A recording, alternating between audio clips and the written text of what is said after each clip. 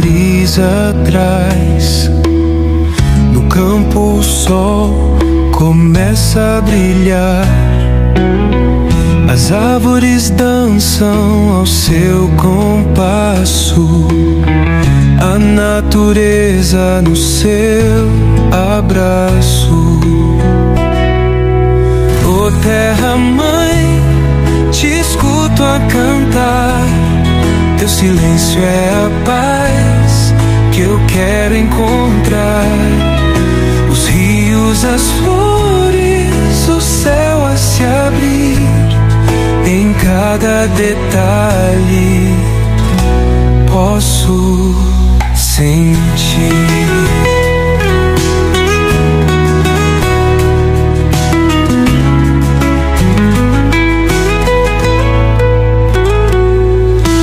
As montanhas guardam segredos do tempo. O céu estrelado se veste de encanto. O som do riacho é uma melodia. A natureza me ensina poesia. Kaya't mga kalangga, alamin natin ang kwento ng isang solid supporter na si Tita Nelsie Pauya. Nagpapakain ako ng isa lang, yung plato na yung malaki, nalagyan ko ng kanin. Opo. Sayo. Apat sila. Hati-hati sila doon sa isang plato. Yung plato yung na malaki, yung Opo. binjado noon. Oo, yun o. Kita natin. Awayan, walang ano. Kakain lang. O sabi niya, Nay, tapos na kami. Pupasok sa school, walang pirang, baon, wala talaga. Mahingi lang yan sa mga sa mga classmate, binibigyan. Totoo yan noon. Tirahan? Ano po ba yung dati niyong tirahan? Maliit! Yan lang mo. Ganyan lang kalaki. Ay, tapos yung ano na yun? namin. Kubo? Oo, ganito. Tapos dito kami mag-asawa. Diyan sila. Lahat. Ilan po yung anak niyo po? 7. So, sa may nanay na napakaswerte mo sa mga anak mo. Swerte talaga. Grabe. At swerte din sila na mayroong katulad mong nanay. Oo, hindi naman ako masyadong pihikan sa pagsabi nila ganito. Basta para sa... Karamdam namin na ikaw talaga yung mamalaga po, no? Sabi nga namin, pinag-uusapan namin, ang sarap maging lola nito. yung tipong mayroong bit-bit na pera itatago, baka makita ni mama mo, itago mo lang, pangalawas mo yan. Wala. May mga ganong lola po, di ba? Yung, di ba? Katulad ng Tita Nelsie, sabi niyo po, di ba? Makilola. So, di ba, kadalasan, ayun, mga kalangga, no? Sabi ng kapatid niya na isa, sabi, ayaw mo nang ibigay lahat-lahat yung pera mo kasi mayroon ka ding ilaan sa sarili mo, wala tayong asawa. Parang naalala mo pa rin kung paano kayo nagsimula dati. Mula sa kubo hanggang sa ganitong kagandang lugar na, no? Puntang Thailand, puntang Singapore. Hilak-hilak na si Nay. Sa kagalakan, no? Sa masaya, sa saya.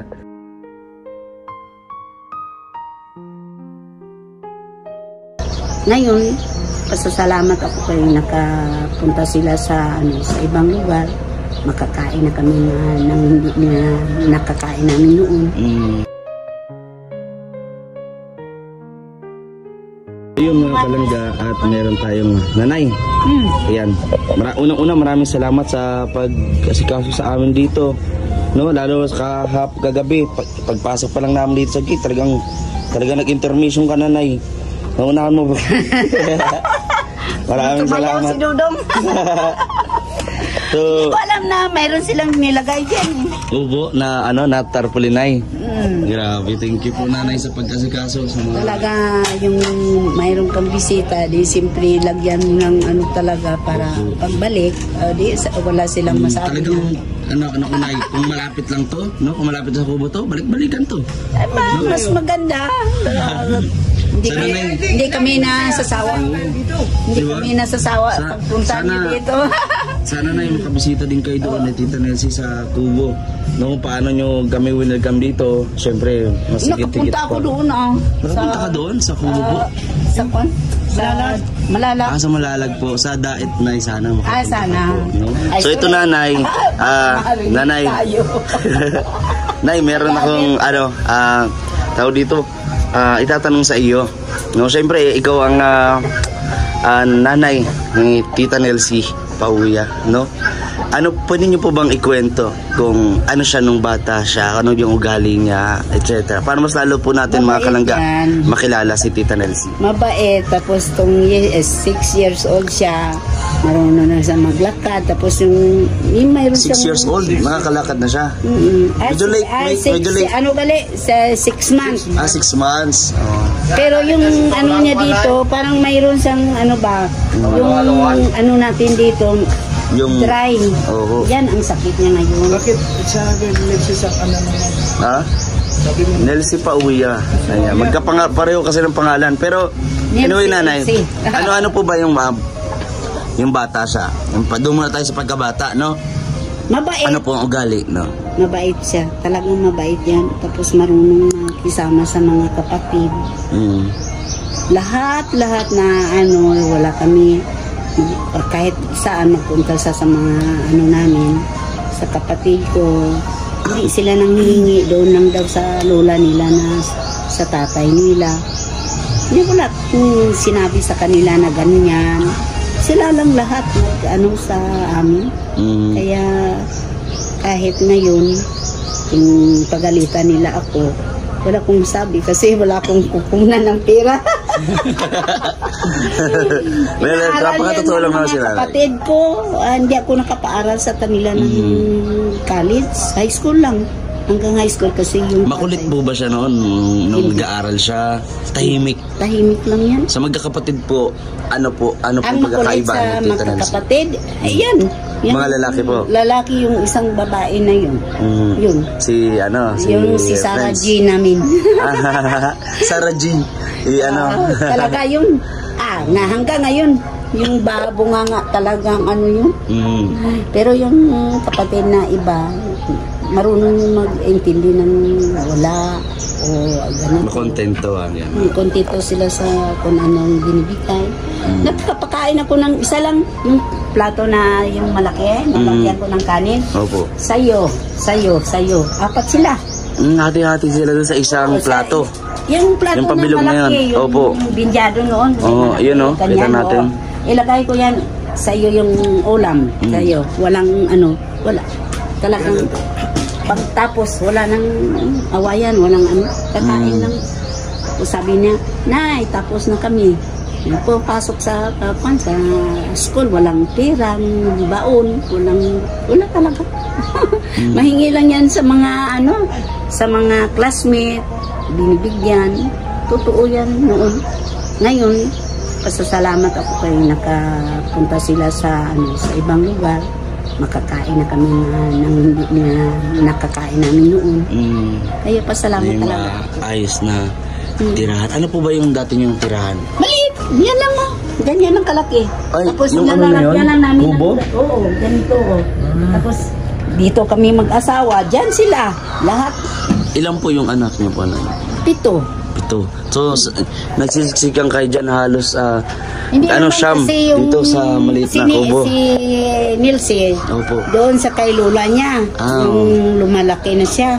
Lola's girl pala, no? Si Tita Nelsie. Oo, sa kanyang kapatid na ni Mister. Tapos yung isa kong babae, doon din sa kapatid ni Mister na babae. Doon sila yung isa ko, yung pangalawa ko, doon sa lola talaga. Wala sa amin na part. Doon sa kay Mister ko talaga sila nag-ilaki. Kaya pag mayroon kaming kasi yung trabaho ni Mister pang-araro lang ng farm ng iba. Pag galing doon, pupunta ng sapa, mangunguha ng isda, manglinto ng isda. Pero wala pa po kayo nung yung talagang yung fish pan, sariling ganyan para pagkunan. Ngayon lang, pag binigay na ng nanay ko, yung lupa na ito.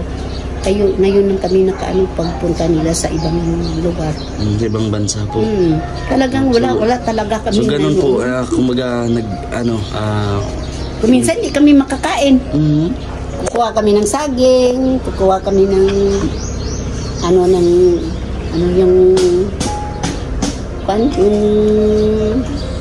tawag nito. Kahit ano pong makuha ang pagkain sa kalsada o kasi sa ano. hingi ng bigas doon si Mr. sa nanay niya.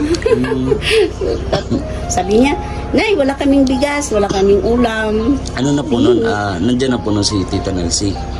Oo, nandiyan na sila na anak ko na. Tapos pag nung nag-graduate sila sa high school, kinuha ng kapatid ko, pinaaral siya. Tapos doon na siya nagtrabaho na siya sa iba. Yun na, pag pa namin nakakain na kami ng masarap. Yung maayos pong ano. Maayos na yung ano namin tirahan. So, yan, 20 years na ano yan, pinaano nilang dalawa para makababahay sila. Bali dalawa po yung sa ibang bansa dalawa. po. Ano sila, tatlo doon, magkakapatid, tatlo silang babae. Tapos yung isa ko doon sa Jinsan. Dalawa yung ano. Grabe. So, ito mahirap yun talaga yung ano namin noon. Pero, isa ka rin po ba, siyempre, di ba, bilang magulang, ayan, unang kasi mahirap parang lalayo sa yung anak mo, hindi lang malayo kundi sobrang malayo kasi ibang bansa. Nasanay din ako kasi kung dito lang sila. No? Oo, naalala ko pero ipinaano ko lang sa Panginoon na bigyan sila ng maayos na yung magtrabaho doon na yung amo maganda din, marunong mag ano ng mga anak ko ba. Tapos palagi akong nagsisimba. Wala ko talagang ano. Yan ang hinihiling ko ba. Kahit wala akong pera, basta maayos ang mga anak ko. Yan lang. Tapos kasi na ano ko rin yung mga ano ng iba na walang kinakain.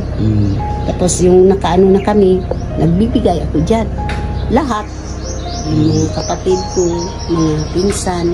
Parang binabawi niyo naman po ng mga panahon na kayo naman po yung nangangailangan, no?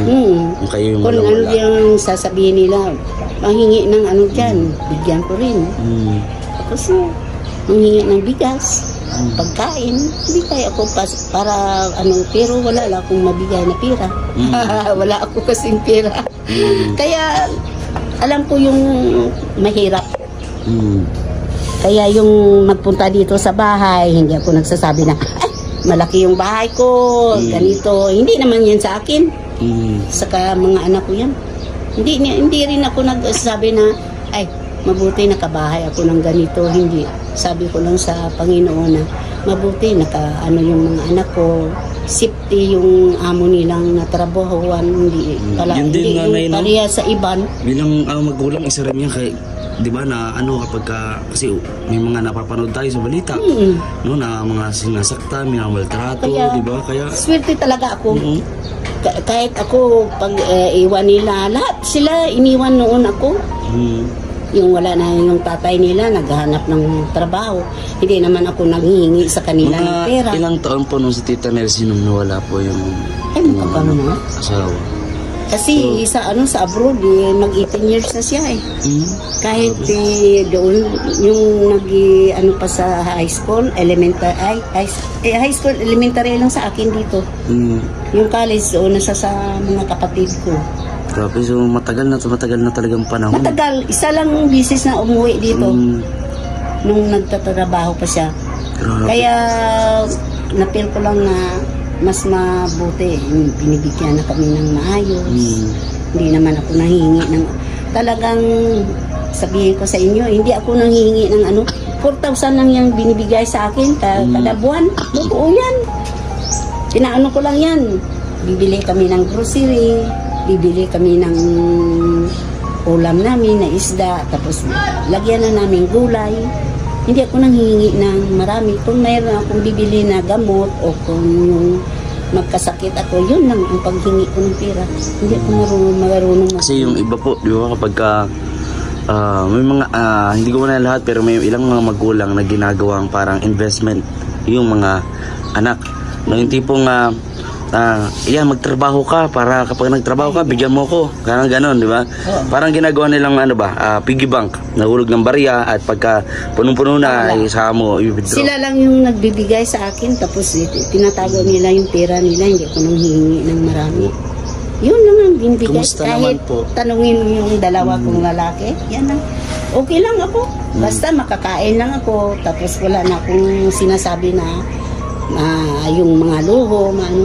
Pag sabi nila na, kasi ngayon, kuha na tayo, senior, mag 68 na ako, kung ano matanggap ko sa senior, yun lang ang binibili ko ng baro. Hindi ako na talagang, maluho sa mga gamit. Kumusta po nanay naman ang inyong kalusugan? Kasi balita ko daw madalas daw po kayo na high blood. Ngayon, mabuti na rin. Ngayon okay na. Okay Mas lalong ngayon kasi masaya. Masaya. Oh. Ayaw ko nang paano doon. Diba? Hindi kasi yun, na 2 weeks na tinarangkaso ako. Tapos wala akong trabaho. Kung pakiramdam nyo na dumating kami dito? Masaya. Kasi naka-ano ko ng mga vlogger, hindi ko man in-expect na nakapunta kayo dito kundi sa anak ko. No? Kaya masaya din akong nabigyan kayo ng magandang ang pagpunta niyo dito sa bahay. So ayun po at dalawa silang dalaga doon sa si Tita Nelsie hindi na siya nakapag-asawa. Wala akong alam na mayroon siyang nobyo. Oo po. Simula walang pinakilala. Wala. Kahit parang, isa. Sa tingin mo, nanay, si Tita Nelsie, natututo pa kayang kiligin? Aywan po. Wala na daw. Baka kinikilig na lang po sa Rochelle, mga kalangga, no? Sa Rochelle, kinikilig si Tita Nelsie. Ay, yung kuwan ko yan, yung ihada. Ayan. So, ayun. At ano po ba yung iba pang mga kaugalian ni Tita Nelsie?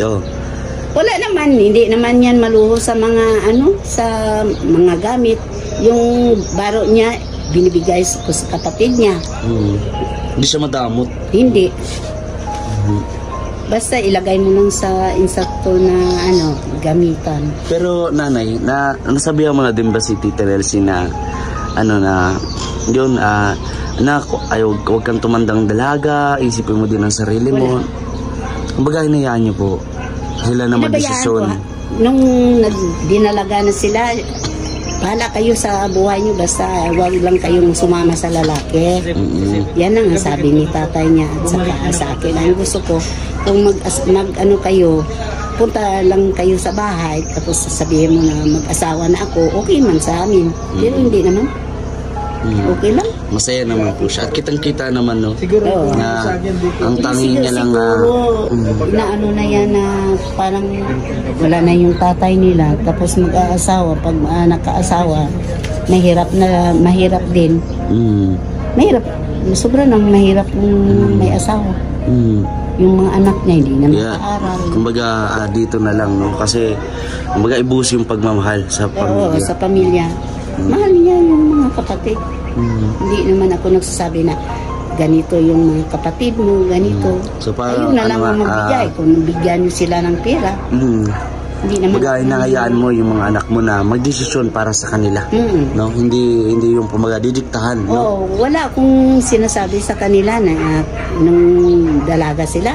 Kung gusto niyo hindi kasi nung dalaga sila, hindi sila lumalabas, hindi sila sumasaya kung kahit saan pista. Yung mga, hindi sila mahilig po sa ganun. Talagang taong bahay. Oo. Pag-aaral, bahay, ganun. Oo, yung isa ko lang, yung si Sarah Jean lang. Sino po? Yung kapatid niya. Yun, nasa ibang bansa po ba yan? Doon, kasama ni Nilsi. Doon, yan yung kuan ko. Kahit sa nasayawan, doon yan. Pero yung mga lalaki ko, kahit yan.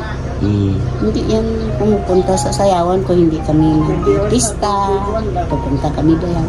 Pero nung sila sa high school, sa GS lang sila, tapos wala.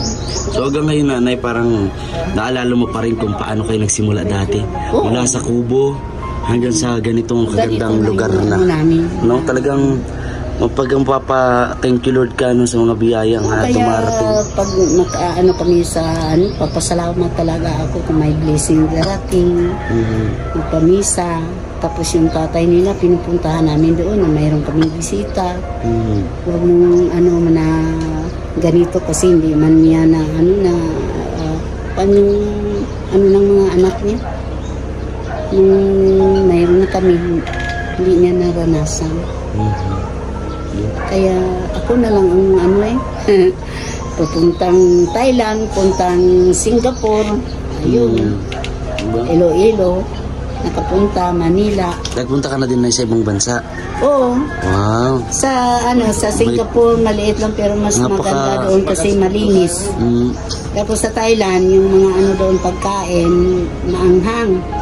Tapos yung beach doon, yun ang maganda doon. Masasabi namin, nanay, na napakaswerte mo sa mga anak mo. Swerte talaga. Grabe. At swerte din sila na mayroong katulad mong nanay. Oo, hindi naman ako masyadong pihikan sa pagsabi nila ganito. Basta para sa karamdam namin na ikaw talaga yung mamalaga po, no? Sabi nga namin, pinag-uusapan namin, ang sarap maging lola nito. yung tipong mayroong bit-bit na pera itatago, baka makita ni mama mo, itago mo lang, pangalawas mo yan. Wala. May mga ganong lola po, di ba? Yung, di ba? Katulad ng tita na sasabi niyo po, di ba? Makilola. So, di ba, kadalasan, ayun, mga kalangga, no? Sabi ng kapatid niya na isa, sabi, ayaw mo nang ibigay lahat-lahat yung pera mo kasi mayroon ka ding ilaan sa sarili mo, wala tayong asawa. Ay, bahala kayo, siling ko. Para mayroon lang kayong lupain dito maliit. Yun lang ang pabahayan ko sa kanila, sa inyo, siling ko. Ay, sila dalawa dito. Kaya yan ang pamana ko, wala akong pirang ibigay. Wala akong ibigay na talento kasi hindi naman ako nakaaral ng college, hanggang high school lang, 3rd year lang natapos ko kasi marami kami. Ayan, kaya pasalamat talaga ako na binigyan sila ng mabuting kinabukasan buhay po at ugali. Yung amo nila marunong ding kaya maganda din ang kinalabasan. Yan ang pasalamat ko sa ano po yung mga pangalan po ng dalawa pong nasa si Nilsi Althea, Sarah Jean, yung asawa ng anak ko doon din sa Qatar, si Ginny Lynn. Tapos yung isa ko si Cyril doon sa Ginsan, dalawang anak. Kung mapanood man to, I'm sure mapanood naman po nila ito, lalo na Tita Nelsie. Ano po yung message niyo po para sa kanila pag ngayon nasa ibang bansa sila lahat? Salamat sa binigay niyong pabor sa akin na pinuntahan ako ng mga vlogger dito. Tapos salamat din sa financing na binigay niyo sa kanila. Tapos i-entertain namin ng mabuti. Yun lang ang maano ko dito. Wala namang akong mabigay na sa kanila. Anong message niyo po sa kanila? Kumustahin niyo po sila dito sa vlog po. Yeah. At salamat sa pag-ano ninyo sa akin na ganito ako. Tapos salamat sa lahat na binigay mong effort sa amin. Tapos salamat sa mga anak ko na ganito yung binigay niyong ugali sa akin. Salamat. Maghiyak-hilak na si Nay. Sa kagalakan, no? Sa masaya, saya na nagkameron ng ganito na buhay, no? Na pamilya, lalo at mga anak, no? Parehas po kayo swerte sa mga anak at swerte din naman sila na meron silang katulad mo na ina, no, nanay. Mabuti rin sa kanila. Opo. Hindi kasi ako marunong mag-ugali na plastikan. Pag mayroon, bigay ako. Pag wala rin. No? Yan ang sa akin. Ay, kung may pera sila, nila, itago para sa kanila. Tama. Ay, kasi, naman ako. Matanda na ako, bahala na wala akong pera. Basta masaya. Masipag yung yung katawan ko para makaano din sa kanila. Yung pamana na maliit. Yun lang sa akin. So, nanay, maraming pong salamat. Unang-una po sa pagpatuloy sa amin dito, no, at kay Tita Nelsie, maraming po salamat. So, nanay, ang wish namin ay bigyan ka pa ng maraming biyaya at magandang kalusugan para sa pagbalik namin dito ulit ay magsama-sama tayo dito at maging masaya po ulit, no? Ito sa akin. Hindi namin makakalimutan itong nangyari dito. Kabagamat kunti lang nanay yung oras, no, baka bitin, pero marami pa ng pagkakataon, no? Kaya ako nag-vlog is para malaman din, o kalangga, yung kikilala natin kung sino nga ba ang one of the best and solid supporter po ng Rochelle and the Rock, ito si Tita Nelsie Pauya, at syempre yung family niya. So nalaman natin mga kalangga kung gaano siya ka-genuine, kung gaano siya kabait, maging kapatid, maging anak. So ayun, at maraming salamat po nanay. Thank you. Salamat din sa lahat. Ayan, maraming po salamat. So, sana po nag-enjoy kayo. Langga, Rachel and Rowell. Rowell, nakapunta sila dito. Salamat, hindi ka nakapunta sa bahay ko. Yan po. Basta kung nasaan po si Rachel, dala po si Rowell. Kung nasaan si Rowell, dala si Rachel. Hindi po pwedeng maghiwalay yan. Yeah. Forever. Forever. Yan ang forever, nay. Yan ang hindi fake. Diba? Yeah. Forever sila talaga. Yes po. Ayan. Maraming salamat, nay.